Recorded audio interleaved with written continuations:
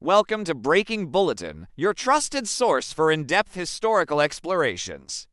Today, we're delving into the fascinating story of Intramuros, the historic walled city of Manila. We'll explore its construction, purpose as a Spanish stronghold and administrative center, and its unique architecture and layout.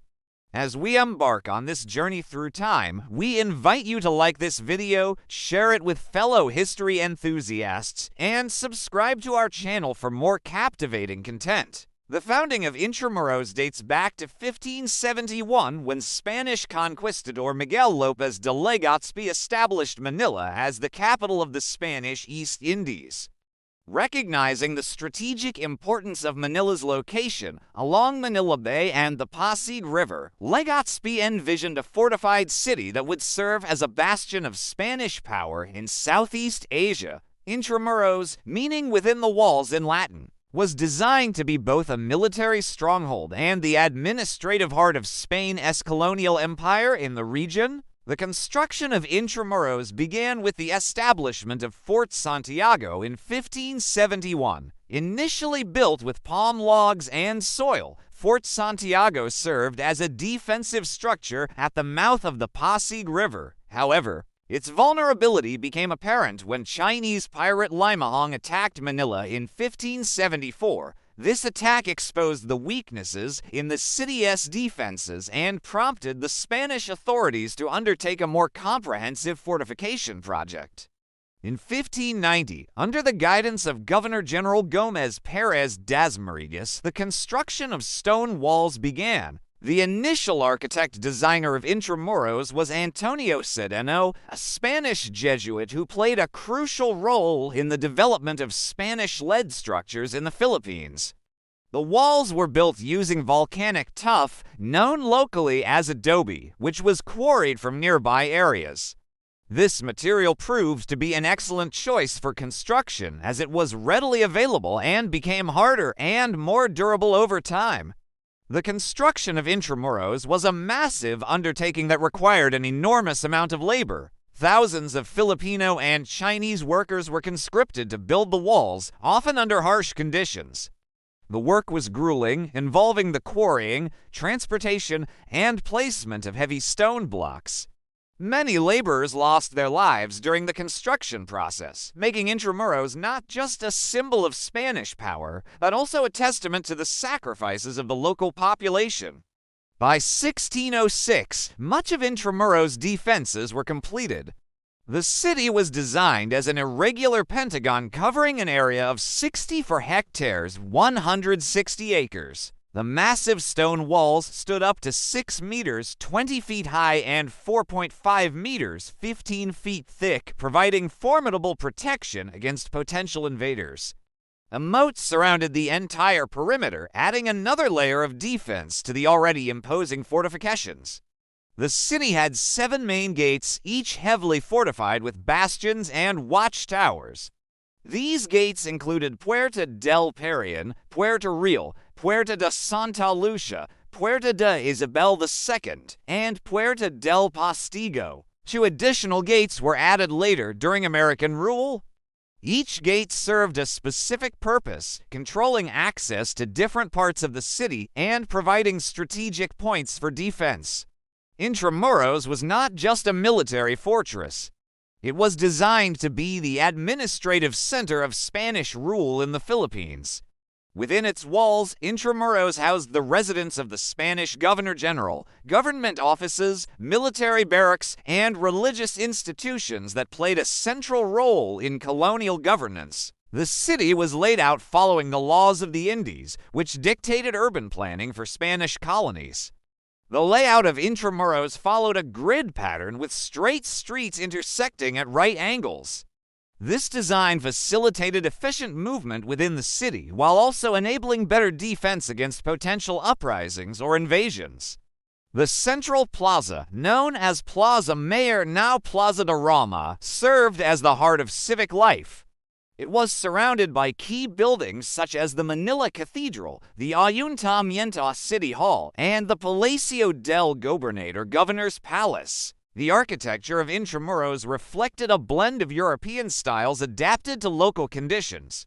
The dominant architectural style was Bahay na Bato, or House of Stone, which combined Spanish design elements with indigenous Filipino features suited to the tropical climate. These structures featured thick stone walls on the ground floor to withstand earthquakes and wooden upper floors for better ventilation. One of the most significant structures within Intramuros was the Manila Cathedral. Originally built in 1581, it underwent several reconstructions due to natural disasters and wars. The cathedral served as the mother church of the Philippines and played a crucial role in the spread of Catholicism throughout the archipelago. Another architectural marvel was the San Agustin Church, completed in 1607. It is the oldest stone church in the Philippines and has survived numerous earthquakes and wars. The church's Baroque design, with its intricate stone carvings and trompe-l'oeil ceiling paintings, is a testament to the skill of both Spanish and Filipino artisans. Fort Santiago, located at the northwestern tip of Intramuros, was one of the most important structures in the walled city. It served as both a defensive fortress and the headquarters of the Spanish military. The fort also gained historical significance as the place where national hero Jose Rizal was imprisoned before his execution in 1896. Intramuros also became an economic hub due to its role in the Manila-Acapulco galleon trade. For over 2 centuries, 1565 to 1815, this trade route connected Asia and the Americas through Manila and Acapulco in Mexico. Goods like Chinese silk and porcelain were exchanged for Mexican silver, making Manila one of Asia's wealthiest cities during this period. The galleon trade had a profound impact on the development of Intramuros, influencing its architecture, culture, and social structure. Life within Intramuros was highly stratified along racial and social lines. The city was primarily inhabited by Spaniards, government officials, clergy members, merchants, and their families who lived in luxurious Bahay na Bato. Meanwhile, native Filipinos, Indios worked as laborers or servants within Intramuros, but lived outside its walls in less affluent districts known as arrabales. Education was also a significant aspect of life in Intramuros. The city housed several prestigious educational institutions, including the University of Santo Tomas, founded in 1611. These institutions played a crucial role in shaping the intellectual and cultural landscape of the Philippines during the colonial period. Throughout its history, Intramuros faced numerous challenges. It withstood attacks from Chinese and Dutch forces during Spain's colonial era. However, it faced its greatest challenge during World War II when much of Intramuros was destroyed during the Battle of Manila in 1945. The battle left Intramuros in ruins. Only San Agustin Church survived intact among its many historic structures. In the post-war era, efforts to restore and preserve Intramuros have been ongoing. In 1951, it was declared a National Historical Monument by Republic Act No. 597. A major turning point came in 1979 with the creation of the Intramuros Administration under Presidential Decree No. 1616. The IA was tasked with overseeing restoration projects aimed at reviving Intramuros' historical character while adapting it for modern use. Today, Intramuros stands as both a testament to Philippine history and an enduring symbol of cultural resilience. Key landmarks such as Fort Santiago have been restored alongside other notable sites like Plaza de Roma and Casa Manila Museum, a reconstructed colonial house showcasing life during Spanish rule. Efforts continue under strict architectural guidelines prescribed by the Intramuros Register of Styles adopted in 2022. These regulations ensure new constructions adhere to pre-war colonial styles like Bahay na Bato, preserving Intramuros' unique identity amidst urban modernization. The significance of Intramuros extends far beyond its role as a historical landmark. It serves as a physical reminder of the Philippines' complex colonial past and the enduring influence of Spanish rule on Filipino culture, language, and identity. The walled city encapsulates over 3 centuries of history, from the early days of Spanish colonization to the emergence of Filipino nationalism in the late 19th century. Intramuros also plays a crucial role in modern Manila's urban landscape. It provides a stark contrast to the surrounding skyscrapers and bustling streets, offering visitors and locals alike a glimpse into the city's rich history. The preservation and restoration efforts have transformed Intramuros into a living museum where people can walk through cobblestone streets, visit centuries old churches, and experience a slice of colonial life. Moreover, Intramuros has become an important educational resource.